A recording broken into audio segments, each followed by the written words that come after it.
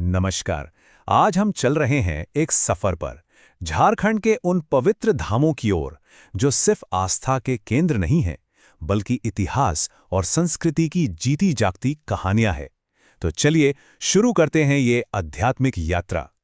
अच्छा, जब भी कोई झारखंड का नाम लेता है तो सबसे पहले दिमाग में क्या आता है? घने जंगल, कोयले की खदानें, खनिज, यही सब ना? लेकिन क्या झारखंड की पहचान सिर्फ इतनी ही है? नहीं।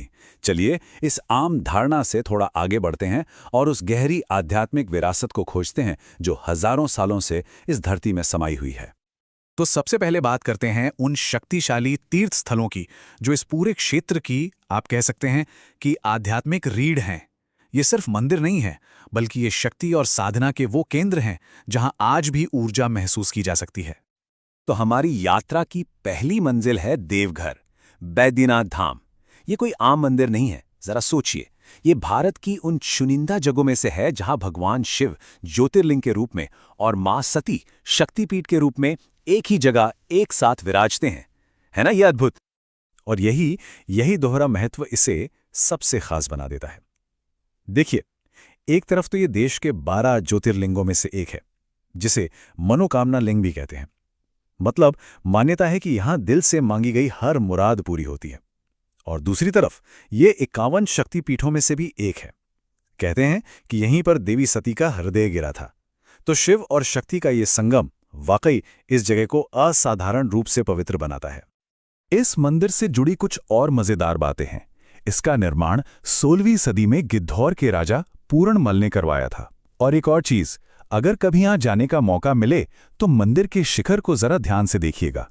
वहां त्रिशूल नहीं बल्कि एक पंचशूल लगा है, जो कहीं और देखने को नहीं मिलता।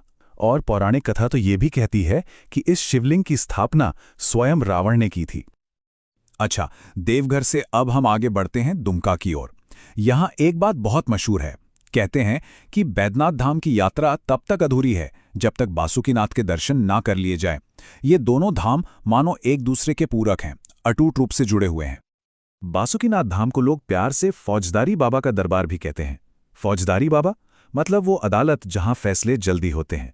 ऐसी मान्यता है कि यहां भक्तों की अर्जी पर सुनवाई बहुत तेजी से होती है। और सबसे खूबसूरत बात जानते हैं क्या है? इस मंदिर का निर्माण हरिजन समुदाय के बसाकी तांती ने करवाया था। सामाजिक समरसता की इससे बड़ी मिसाल और क्या हो सकती है? अब चलिए एक ऐसी जगह जो शक्ति और तंत्र साधना का एक बहुत बड़ा गढ़ माना जाता है, रजरप्पा का छिन्नमस्तिका मंदिर। दामोदर और भैरवी नदी के संगम पर बना ये मंदिर असम के कामाख्या मंदिर जितना ही महत्वपूर्ण तांत्रिक पीठ है। यहाँ देवी का स्वरूप अपने आप में एक गहरा रहस्य है। तो झारखंड में सिर्फ ये शक्तिशाली मंदिर ही नहीं है, यहाँ की एक और खासियत है, और वो है धार्मिक सद्भाव। चलिए अब देखते हैं कि कैसे इस मिट्टी पर अलग अलग धर्म, अलग अलग आस्थाएं एक साथ सांस लेती हैं। और इसका सबसे बेहतरीन उदाहरण है चतरा का भद्रकाली मंदिर। सोचिए, एक ही जगह जहां 3 धर्मों की आस्थाएं आकर मिल जाती हैं। हिंदुओं के लिए ये मां भद्रकाली का शक्तिपीठ है। बौद्ध धर्म के लोग उसी मूर्ति को तारा देवी मानकर पूजते हैं।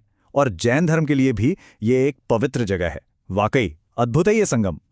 और जब जैन धर्म की बात चली है तो झारखंड का महत्व और भी बढ़ जाता है। ये आंकड़ा जरा ध्यान से सुनिए। जैन धर्म के कुल 24 तीर्थंकरों में से 20 तीर्थंकरों को मोक्ष यानी निर्वाण कहाँ प्राप्त हुआ? झारखंड की सबसे ऊंची चोटी पारसनाथ पहाड़ी पर। यह संख्या अपने आप में असाधारण है। और इसी वजह से पारसनाथ, जिसे सम्मेद शिखर जी भी कहते हैं, जैन धर्म का सबसे बड़ा, सबसे पवित्र तीर्थ माना जाता है। इसका नाम 23वें तीर्थंकर भगवान पार्श्वनाथ के नाम पर पड़ा, जिन्हें यहीं पर निर्वाण मिला था। अब झारखंड के कुछ मंदिर सिर्फ आस्था की कहानी नहीं कहते, वो इतिहास के पन्नों को भी जिंदा कर देते हैं। ये वो जगहें हैं जो हमें सीधे हमारे देश के अतीत से जोड़ती हैं। चलिए कुछ ऐसी ही जगहों की कहानियां सुनते हैं। रांची का पहाड़ी मंदिर इसकी एक जीती जागती मिसाल है। आज जहां हम भगवान शिव के दर्शन करते हैं, वो जगह अंग्रेजों के जमाने में फांसी टोंगरी के नाम से जानी जाती थी। यहीं पर हमारे स्वतंत्रता सेनानियों को फांसी दी जाती थी। आज़ादी के बाद शहादत की ये जमीन आस्था की जमीन बन गई।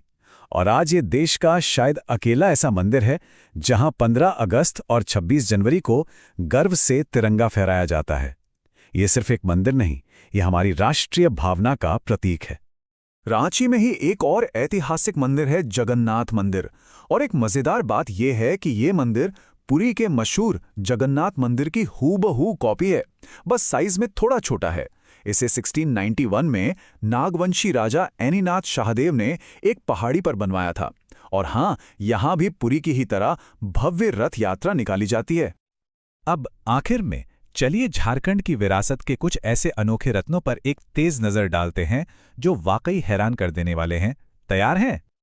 जरा सोचिए, रांची के पास है देवड़ी मंदिर, जहां 16 भुजाओं वाली देवी की पूजा आदिवासी और ब्राह्मण पुजारी दोनों मिलकर करते हैं। फिर रांची के ही बुंडू का सूर्य मंदिर, जिसकी शिल्पकला इतनी लाजवाब है कि उसे पत्थर पर लिखी कविता कहते हैं। गुमला के टांगीनाथ धाम में भगवान परशुराम का वो फरसा आज भी गड़ा है जिसमें हजारों साल बाद भी जंग नहीं लगी। और ये सुनिए, गढ़वा के बंशीधर मंदिर में कृष्ण राधा की मूर्ति है जो करीब करीब 1280 किलो, जी हाँ 1280 किलो शुद्ध सोने से बनी है।